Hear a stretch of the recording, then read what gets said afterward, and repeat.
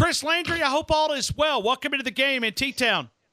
I am doing well. What's this I hear about you're on a cruise? I mean, are you getting soft? Am I going to have to call Nick and say, hey, we got a guy that's soft here in Tuscaloosa? No, I am soft. I mean, there's no doubt. I mean, it's only like the 4-week break that we get because I know. I'm just teasing. Yeah, it's like recruiting and spring football. You got to squeeze in a little bit of time there, and then you got to do it. You got to do it. You got to recharge those batteries. But now, does it count that it was a Crimson Tide cruise and I had a little bit of? Oh, I didn't know that. You see, I didn't get all the details. So yes, it does count. So what you're saying is you were doing a lot of work while you were on the cruise. Yeah, quite a bit, and got a lot of.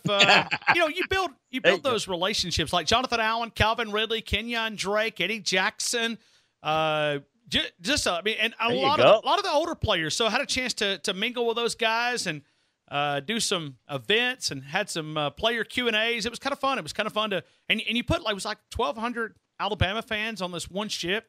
So it was a lot of fun. It was therapeutic to get away from the Clemson game. Yeah, so a lot of fun and we good.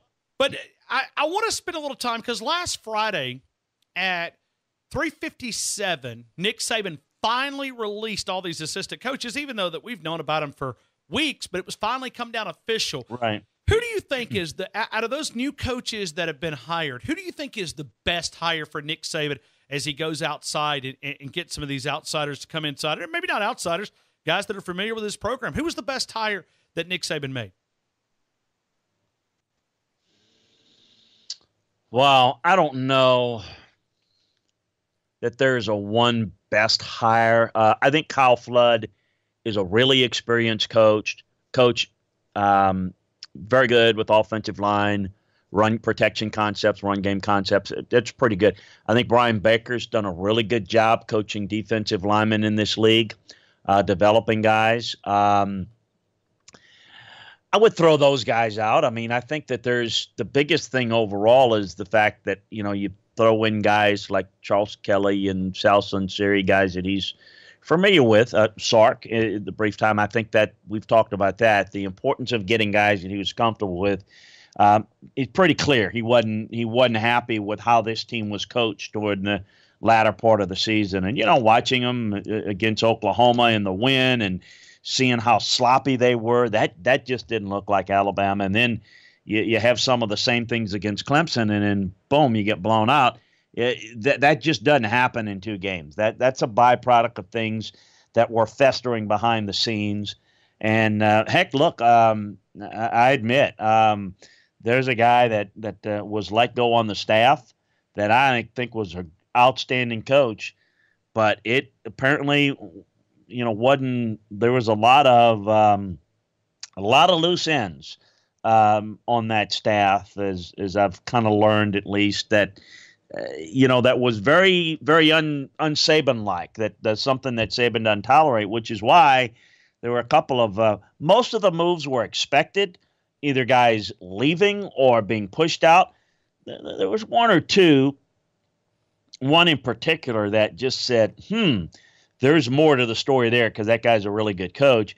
And you kind of learn a little bit why, and you figure out there's one way you're going to do it here, and that's one way that's been successful for the head man. And if you don't do it that way, you're gone.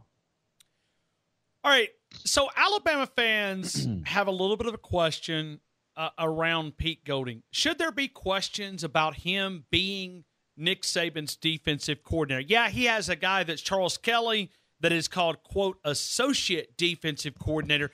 But should Alabama fans be concerned about Pete Golding as now the full-time defensive coordinator? Listen, look, I think it's fair to have questions. He made moves. Nick made moves last year on the staff that he did make them with the idea, I'm going to just try this for the heck of it. He made the moves because he thought they were going to work, and it didn't. It worked. We're not talking about a team that went 8-4, but they didn't achieve what their expectations were, and they were not very well coached down the stretch. So, to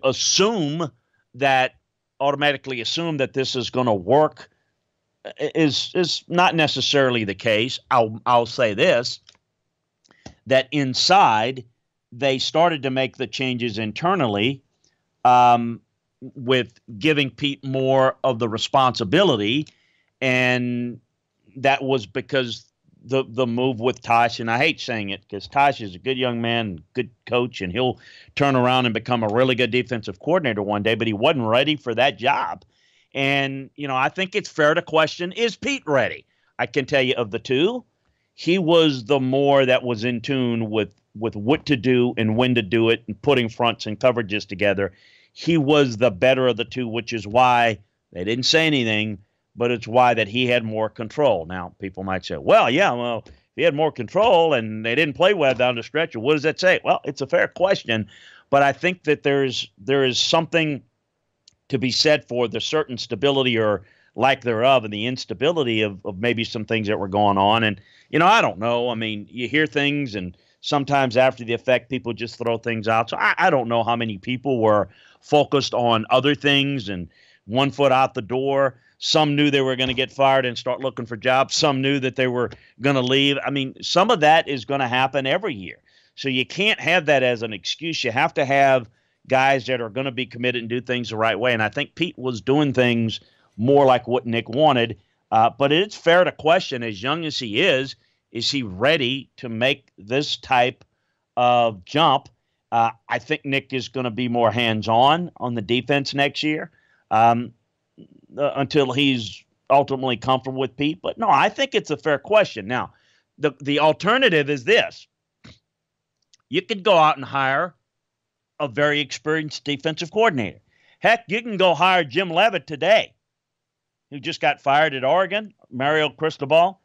Jim Leavitt wants to run his own defense and wants to do his own thing. Well, it's not what Nick wants. Nick knows how he wants to run his offense and his defense. He knows how he wants his receivers coach, his secondary coach, his linebackers coach, his running backs coach, so on and so forth.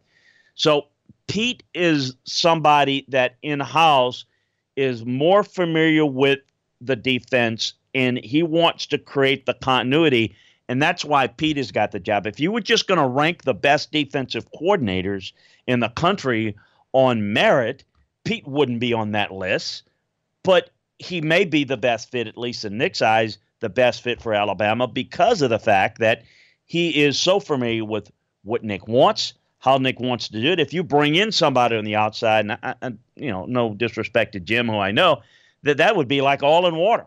That'd be like John Thompson when Nick hired John Thompson at LSU as defensive coordinator, and that lasted like 2 weeks in the offseason.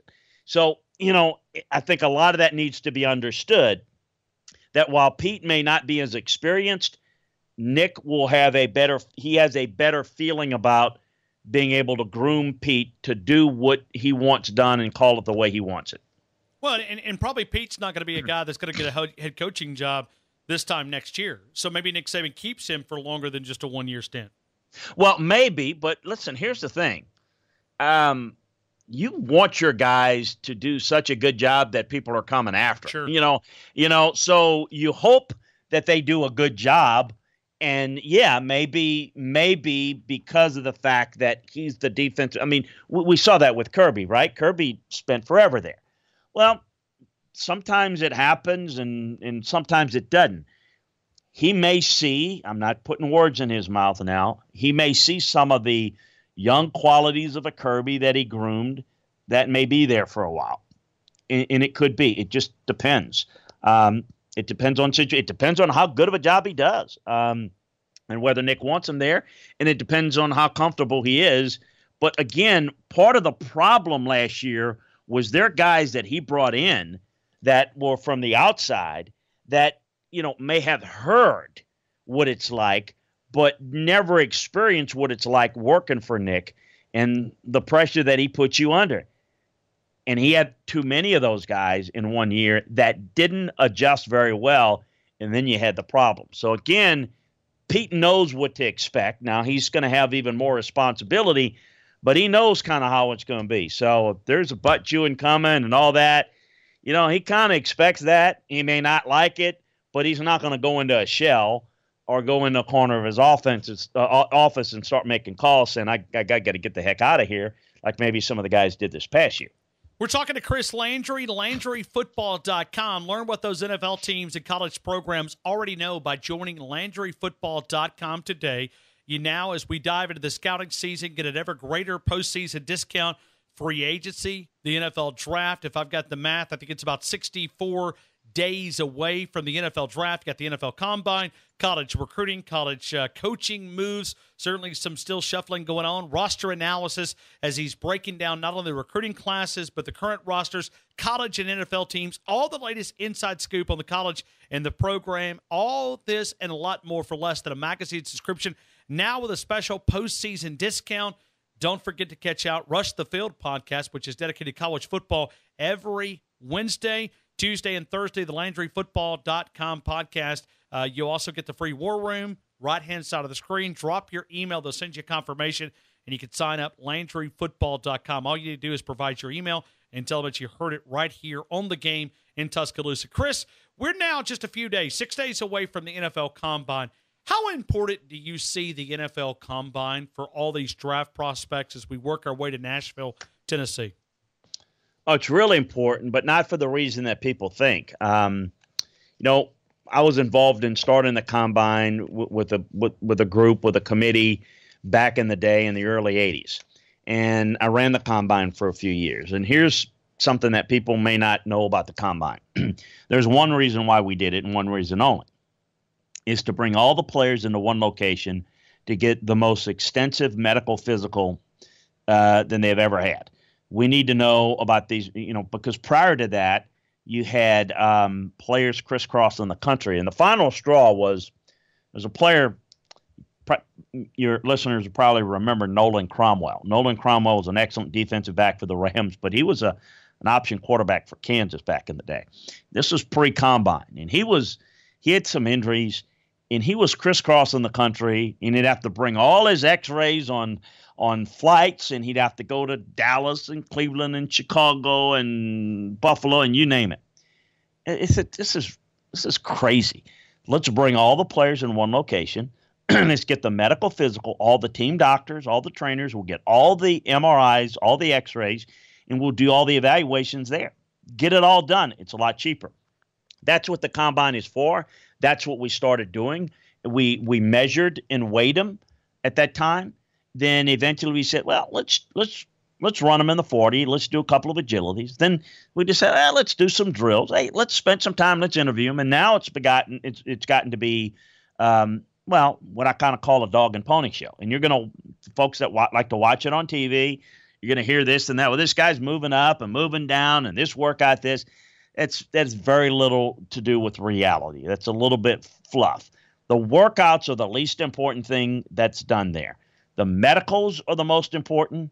The second most important are the medicals. The third most important are the medicals. And then the fourth most important are the interviews that you do with them. Although I know when I was running it, they had a lot more time to interview players. Now there's only 15 minutes per team. I don't want to sound like an old curmudgeon, but we've opened it up to the media where now they got to do press conferences and all that. I liked it back when I was running it. The media wasn't allowed because we wanted the players to spend their time interviewing with the teams and doing that. It's a different world. As you know, Ryan, they got an NFL network, and there's programming, and there's money, and there's owners that are deciding, hey, this is how we're going to do it. So it's of great value, but not because of this workout or that workout or this time or this. Just none of it's about the medicals, and it's about some of the things that happen, in the interview process that helps you learn more about the player. And then you do some more investigating by going to the campus or bringing them to your place before you ultimately decide who you're going to take. But it's really important. I can't tell you how important it is to know all the medicals ins and outs of a player and knowing exactly, does he have a longevity issue or there's any type of an issue. If a guy has an injury, well, what is the injury? How is it going to be repaired? When is the expectation that he's going to be ready? And what's the prognosis once the injury's repaired, either medically or from a healing standpoint? So you learn all that. That's really important. We're talking to Chris Landry, LandryFootball.com. When you look at Quinton Williams, you look at Josh Jacobs, Deontay Thompson, Mack Wilson, do you feel like those guys are maybe the highest percentage chance of going in that first round for Alabama? Josh Jacobs, Quentin Williams, seems like, man, they're getting a lot of publicity, but we're even seeing some Mack Wilson. You look at some of these NFL drafts trying to project, and I know it's very difficult in February, as you've told us and explained kind of the mock drafts and kind of how that works. But you're seeing a lot of publicity with Mack Williams, Jonah Williams, another guy. Anybody else that we're kind of looking at? Deontay Thompson could be another one, I guess, that you could might be able to sneak in there. But who else, and do you kind of believe with what we're talking about there? I think you got it right. I mean, I think Quentin, I think Jonah, I think Jacobs, I think you got him. Deontay, I think is another one. I mean, I think all those guys, or Mac is probably more of that, what I would consider high second round value, and inside backer, it's probably where he's going to go. But remember, you're only going to have about 22, 24 first round grades, and you're probably going to have about 38 to 42 second round grades, and Mac will be a high second round value. So it's not out of the question that he couldn't be one of those second round graded players that go late in the first round, but I would probably think second round is more likely to be where he goes. I mean, it's you hit on all of them. I mean, those are guys that I think have a really good chance, but you're going to have Devontae Ghost, Savion Smith. I mean, you got a lot of guys that I think are going to be really good players that they're going to have a good future at the next level at some point. How about a guy like Damian Harris? Certainly, Damian Harris. I'm sorry, I said Damian. I should have said Damian Harris. Yes, Damian will be a solid second round graded value. Now that could put him anywhere to mid third to early fourth in terms of where people may want to take a guy like that. But I think he's going to be, to me, a solid second round guy. Remember that the numbers don't add up in groups of 32. Again, you're not going to have 32 first-round graded players. You're going to have less. You're going to have more second-round graded players than 32, even though you got 32 slots. Damian's going to be one of those. Mac's going to be one of those. And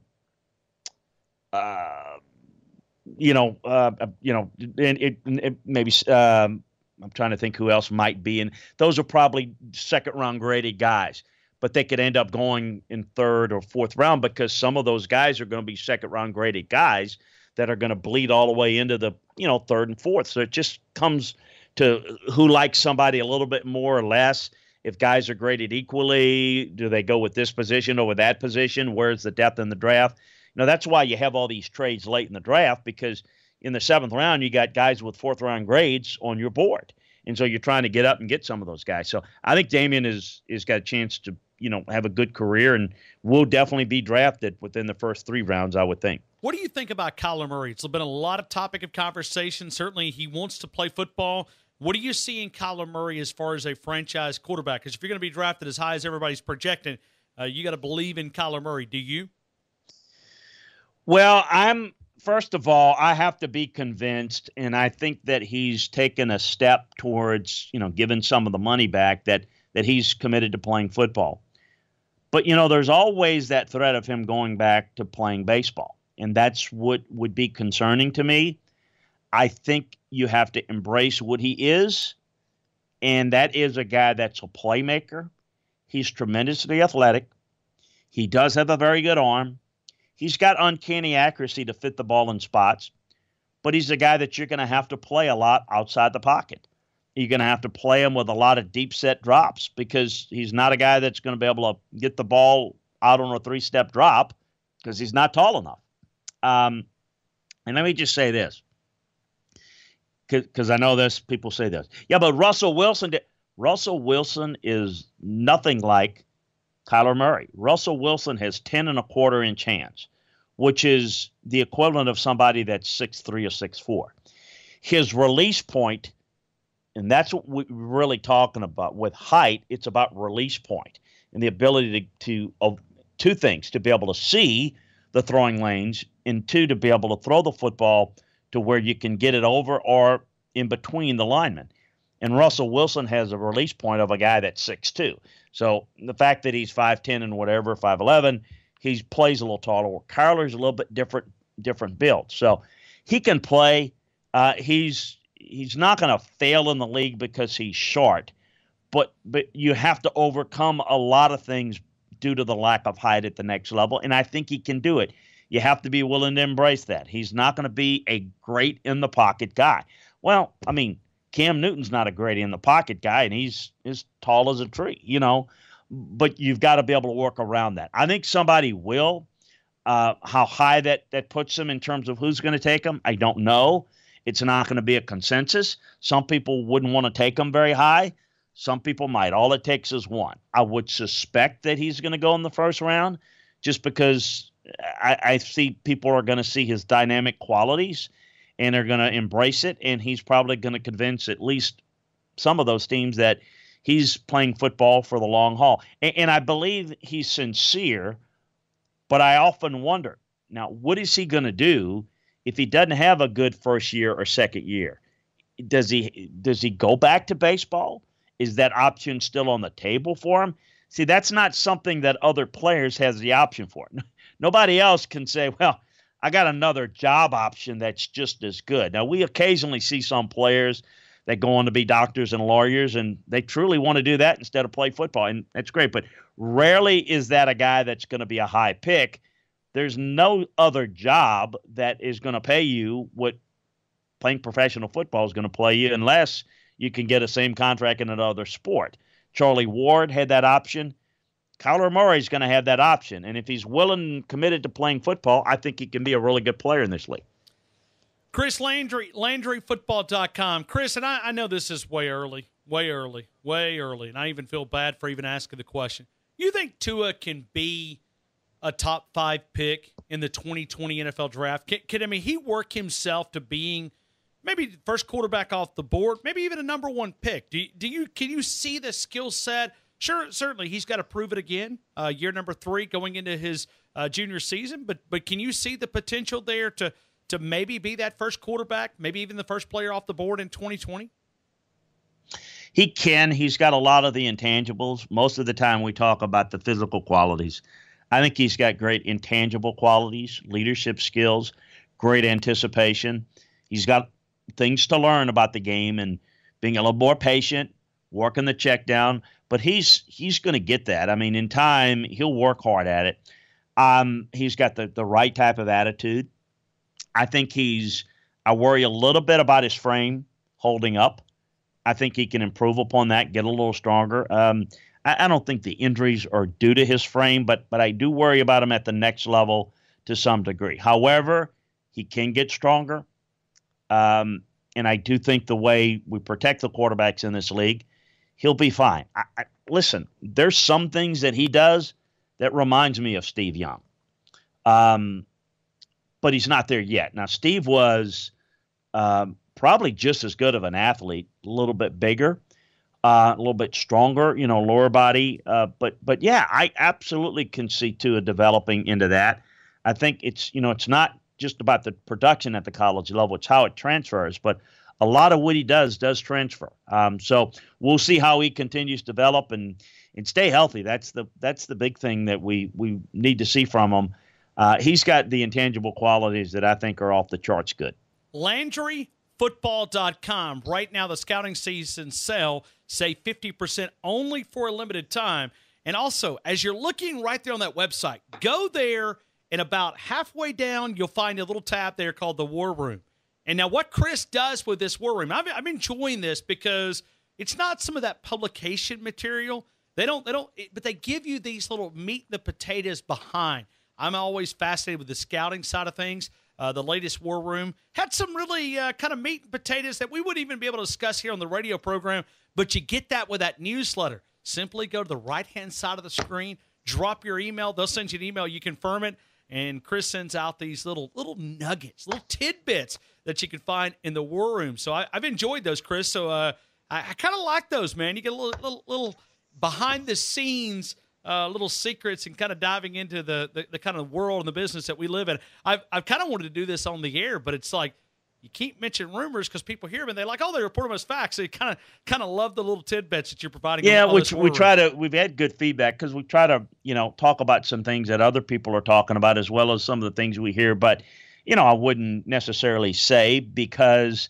you've got to substantiate stuff and a lot of stuff. And trust me, coaches are the worst at throwing out rumors and things about this or that. And it's not, and it's just there are different sides to the story. But there are things that we think are very unique, and we've gotten a lot of good feedback on it. And, of course, again, if you hadn't had a chance out there, if you're an Alabama fan or an SEC fan or a fan of any school, you can get the recruiting breakdowns of the classes, grades, and scouting reports on every player in Alabama's draft class or any draft class that you want to see. So we've got that. Obviously, free agency is right around the corner. As Ryan said, the draft. So all of that, it is the busiest time of year. I don't think people realize it, that a lot of things going on because there are a lot of news. The transfer portal, a lot of guys, moving there. So a lot of stuff going on. During the football season, it's pretty simple. You know what's going on every day because you're preparing for the games this weekend. During the offseason, you are preparing for all the roster maneuverings, coaching, and players that really affect the college and NFL rosters. So it's a lot of fun, it's exciting, and it's tough to keep up with. So we try to keep it up for you. If you love football, you're going to love LandryFootball.com. Draft, scouting, free agency, college, and we got spring football. Chris, you'll have to add some more hours to your day, man. You might need 26 or 27. So find a way to get that. If you do, find a way to kind of let us apply that too, because spring football, NFL draft, scouting. Hey, have fun at the Combine, man. As always, we appreciate you being a part of the show, Chris. We'll talk to you from there. We'll do the Skype thing from the Combine next week. Thank you, Chris. Have a great week. Take care. You bet. Take care.